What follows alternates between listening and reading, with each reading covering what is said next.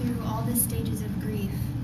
According to the Exploring Lifespan Development, these stages include anger, denial, bargaining, depression, and then finally acceptance. After going through all these stages of emotion and pain, you come to find out that your loved one was actually alive. This would cause even more heartbreak because that is very tragic. This was the case in the lives of Walter Williams from Mississippi, Liz Varon from Argentina, and Maria Arroyo from Los Angeles. They were all pronounced dead in a hospital and later found to be alive, except for Maria, who was actually found dead in the body bag, but was struggling to get out. So what is the problem? The problem is that there are many people of different ages and different locations being pronounced dead when they're actually still alive. Maria Arroyo was an 80-year-old woman pronounced dead after having a heart attack. Maria was later found in the hospital morgue in a body bag with the body bag halfway open. After the pathology report came back, they found that she actually hadn't died from a heart attack. She died from hypothermia and severe facial injuries that she sustained while trying to escape.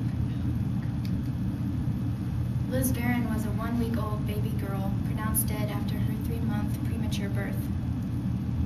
She was pronounced dead by her gynecologist, who then passed her off to a neonatal doctor who also couldn't find any signs of life.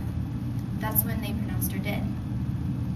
Her mother later decided that she wanted a picture of her baby to remember her by, and after fighting with the hospital, they finally let her go get the baby out of the coffin in the morgue. And after they had opened the coffin, they heard the baby crying and found her alive.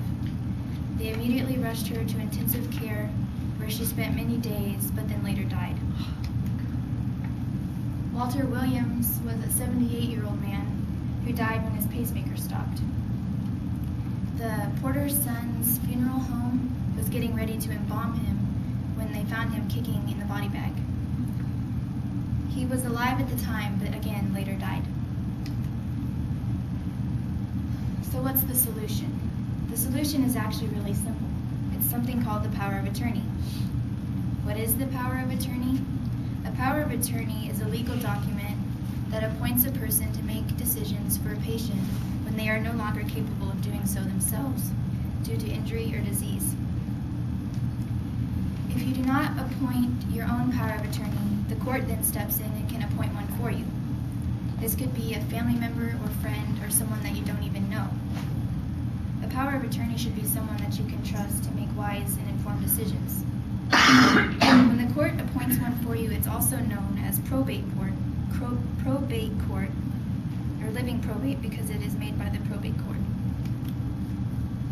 So how can you obtain a power of attorney? According to the BMC Medical Ethics, all you have to do is reprint a document from state government, healthcare, or other groups. You can also find it online. So obtaining a power of attorney is not the hard part. The hard part is deciding who you want to be responsible for making those end-of-life decisions. So what are the benefits?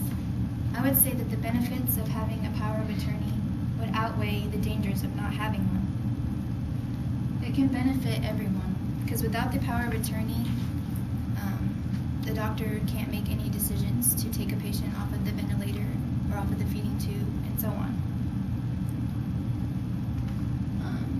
The power of attorney is responsible for knowing the patient's wishes, such as a do not resuscitate order.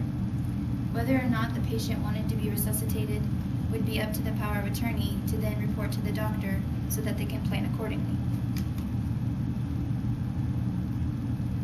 So the plan of action is simple. I want to persuade you to make sure that you and your loved ones have a power of attorney set in place. Because without this, the things that happened to Liz, 1-week-old baby girl, Walter Williams, the 78-year-old man, and Maria Arroyo, the 80-year-old woman, could happen to you.